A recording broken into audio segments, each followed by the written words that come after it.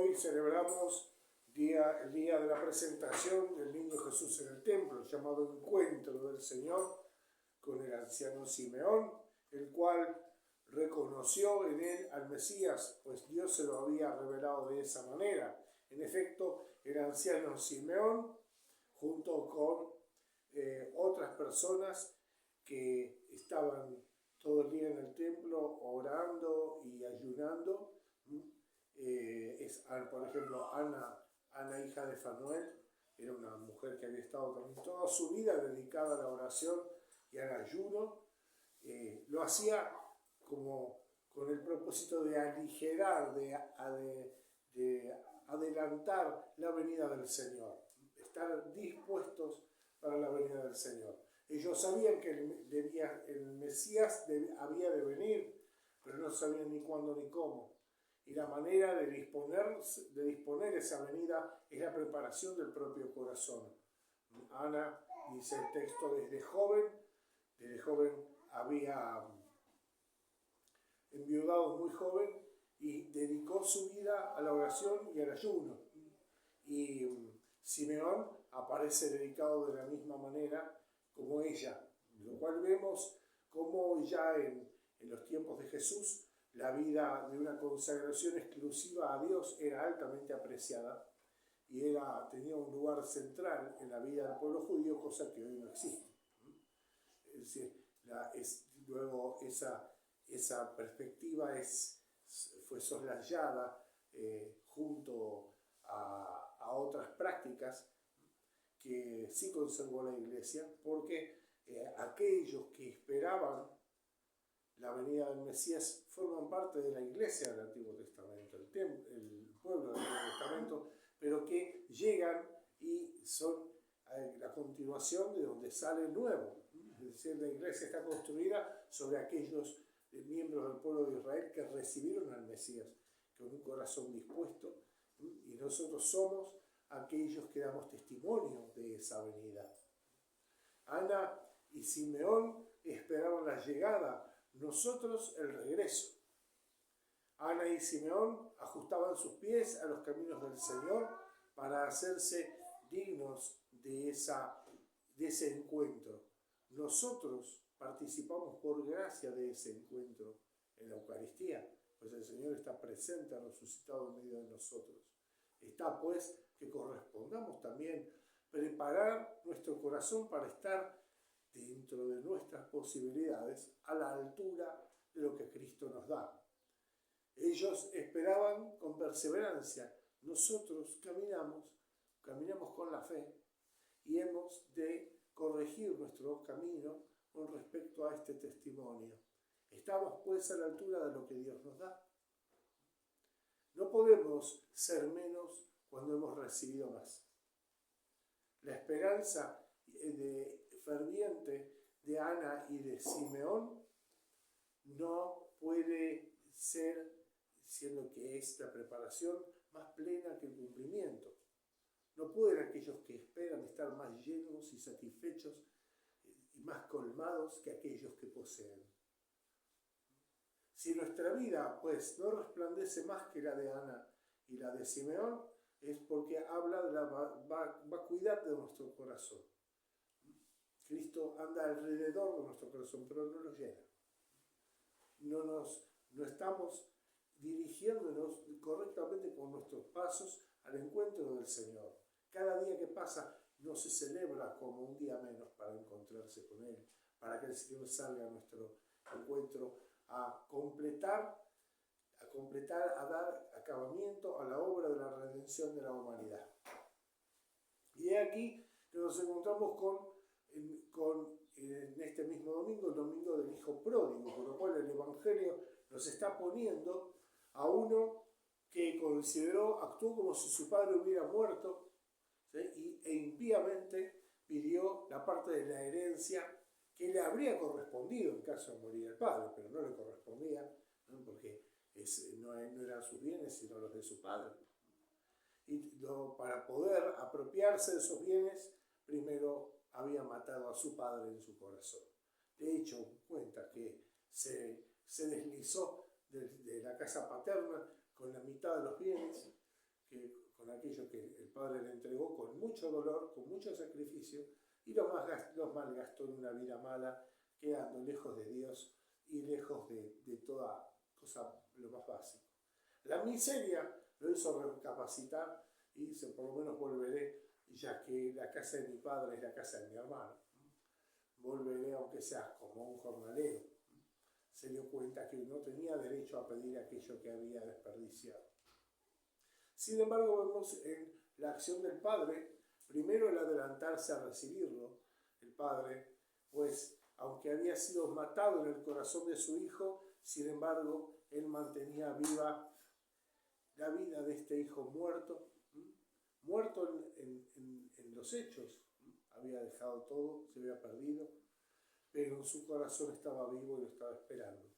De esta manera pudo distinguirlo en medio de sus harapos, pudo abrazarlo y besarlo profusamente en el medio del estiércol que lo inundaba. Vio el hijo debajo del estiércol, debajo de la mugre, debajo del hierro, debajo del crimen, del hijo que mata al padre en su corazón para poder hacer de acuerdo a sus malas inclinaciones, y el padre que resucita al hijo porque ve en él aquel a quien dio origen. Ahí vemos que cuando nosotros nos ponemos en gracia, en amistad con Dios, no lo hacemos en aquello que heredamos, sino en aquello que el Señor se complace en resucitar en nosotros. No hay manera que podamos complacer al Señor. Somos todos hijos pródigos. El Señor, cuando nos acercamos, ve en nuestra naturaleza desviada y pecadora al Hijo que creó. No ve el estiércol que amontonamos. Ve su obra, no la nuestra. Se prosigue a seguir con su plan, no con nuestras maquinaciones. Por eso, el regreso a Dios es el ponernos como Ana y como Simeón a la espera de una gracia, que sabemos bien dispuesta de parte de Dios. Ahora sabemos que somos nosotros los que mudamos de disposición con la facilidad del cambio de viento. Que Dios es lo más importante cuando nos parece que puede ser lo más importante, sino no es lo más importante, no es el más importante. Que mudamos movidos por nuestra fragilidad. Pero una cosa es que Dios tenga piedad de nuestra fragilidad y otra cosa es que nosotros la justifiquemos como algo válido. Por eso la cuaresma que se acerca nos va dando más motivos de cómo golpear el corazón para que se libre de aquellas cosas que están ocupando el lugar de Dios. El hijo pródigo nos enseña eso. Volvemos porque sabemos que no hay otro que nos pueda dar fuera de Dios. Pero no volvemos ni henchidos de orgullo, ni partiendo de la base de que Dios perdona, ¿no? Sino de que nosotros también tenemos que buscar el arrepentimiento. Y sobre todo es que está esta otra contraparte. A veces para nosotros estar junto a Dios es como el hermano mayor. El estar junto a Dios nos parece una posesión, algo que nos corresponde, algo para lo cual ya hicimos suficiente. Y miramos a aquellos que no están como gente que tampoco debería estar, que no se lo merece, que se portó mal, que se cayó de la mano de Dios o se tiró. Y poniéndonos nosotros como jueces de nuestros hermanos, con quienes compartimos los crímenes y la debilidad. También somos objeto de la misma misericordia. ¿Por qué pues vamos en nuestro corazón querer clasificar a quién va a recibir esa misericordia y quién no? ¿Quién abre la puerta para dejar pasar a Dios en su corazón?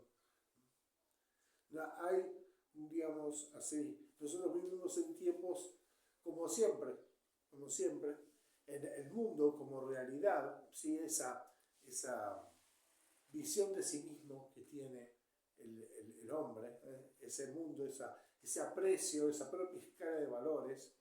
Hoy, en el mundo y en nuestra sociedad se dirime entre dos tensiones.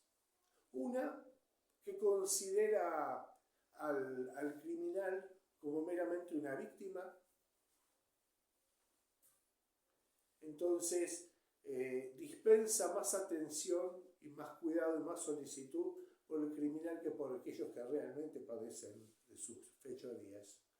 Y por el otro lado, el pensar que es una justicia puramente humana, que la rigidez del castigo es la única respuesta a estos hechos. En un lado se desconoce la justicia y del otro lado se desconoce la naturaleza verdadera del hombre que es capaz de cambiar.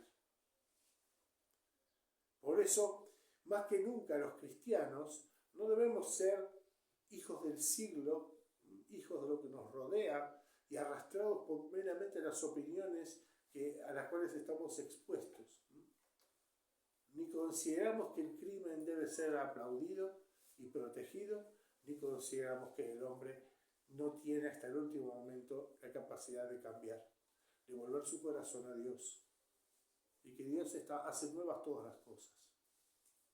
Les decimos, pues, el amor y la justicia de Dios, su misericordia y su sabiduría. Por eso, queridos hermanos, es necesario sacudir las cabezas como quien está amodorrado y recordar a quién seguimos, detrás de qué pasos vamos para heredar la vida eterna.